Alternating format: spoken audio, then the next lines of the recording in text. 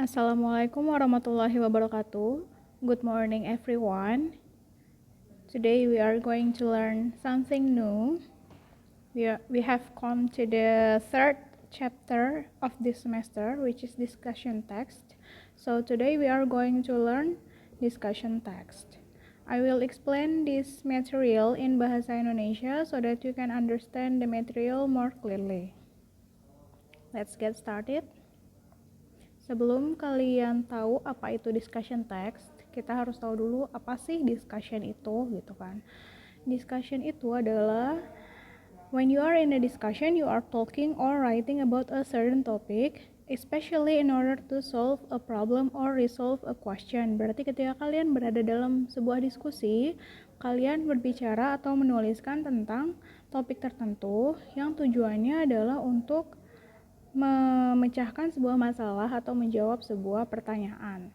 Tentu saja dalam diskusi itu pastinya akan ada berbagai pendapat ya, jadi tidak hanya ada satu pendapat gitu ya. Jadi apa sih discussion text itu? Discussion text is a text which presents a problematic discourse which is discussed from different viewpoints. Berarti discussion text ini adalah sebuah teks yang menyajikan sebuah wacana yang berisi masalah atau sebuah isu ya, yang kemudian didiskusikan dengan pendapat yang berbeda. Gitu ya. Jadi didiskusikan dengan pendapat yang berbeda. Bisa 2 pendapat atau 3 pendapat gitu. Kayak biasanya jenis teks seperti ini bisa ditemukan di magazines, newspapers, atau articles. Now let's learn the purpose of discussion text. Tujuan dari penulisan discussion text yaitu adalah to present a problem or information by conveying several experts' opinions in the field, and usually the opinions expressed are contradictory, pros and cons. Berarti tujuannya adalah untuk menyajikan sebuah masalah atau informasi yang diberikan atau dengan memberikan pendapat dari ahlinya, dan kemudian pendapatnya itu disajikan secara kontradiksi, berarti secara berbeda, yaitu ada yang pro, ada yang mendukung, dan ada yang kon atau tidak mendukung atau menentang gitu ya. Selain menyajikan pendapat ahli, bisa juga menyajikan pendapat masyarakat umum. The author writes the text based on existing discourses or issues in society. Berarti penulis menuliskan teksnya berdasarkan wacana atau berdasarkan masalah yang sedang berlangsung atau yang sedang hangat didiskusikan pada masyarakat. Ya. Okay, now let's learn the structure of discussion text atau struktur teks dari text discussion. Yang pertama ada issue, ya. Lalu ada supporting points dan contrasting points. Terakhir ada conclusion or recommendation.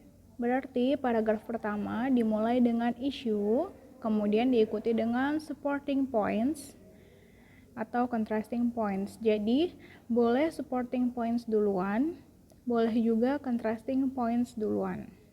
Gitu ya. Yang penting dalam teks ini keduanya ada. Ya, jadi harus ada supporting dan contrasting.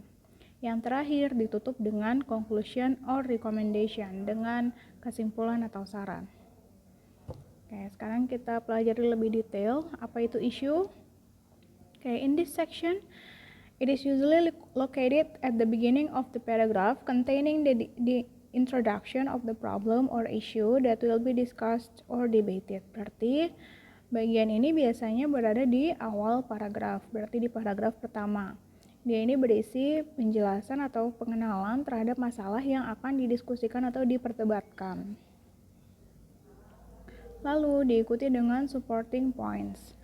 Pada bagian ini, supporting ya, support itu berarti kan mendukung. Berarti pada bagian ini penulis menyajikan pendapat yang mendukung masalah yang sedang didiskusikan. Berarti ini adalah bagian yang pro. Gitu ya. Setiap supporting point paragraph ataupun contrasting point paragraph, mereka terdiri atas 2 komponen, yaitu dalam satu paragrafnya terdiri atas main idea atau gagasan utama, dan diikuti dengan elaboration or description of the main idea, berarti diikuti dengan deskripsi atau penjelasan dari main idea. Ya, jadi dalam satu paragraf supporting point atau contrasting point terdiri atas dua komponen ini, yaitu main idea dan penjelasannya. Next, contrasting points. Contrast itu berarti berbeda, melawan gitu. Berarti pada bagian ini penulis menyajikan pendapat yang melawan atau menentang masalah yang didiskusikan. Berarti ini adalah bagian yang con atau kontra. Gitu ya.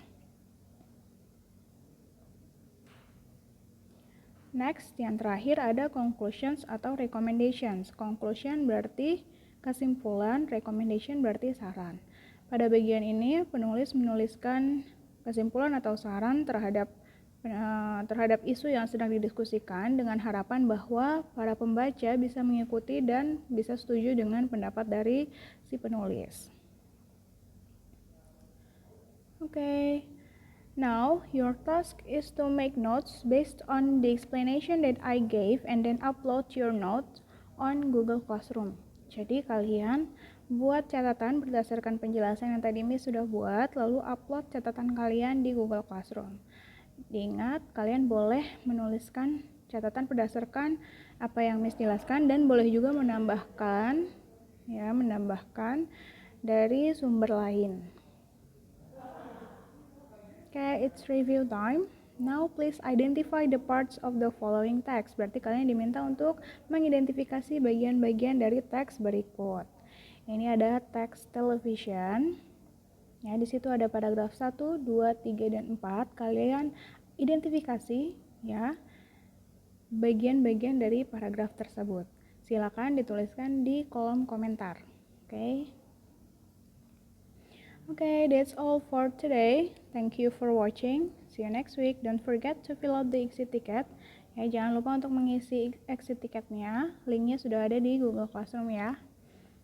Okay, that's all for today. Wassalamualaikum warahmatullahi wabarakatuh. Have a nice day. Bye.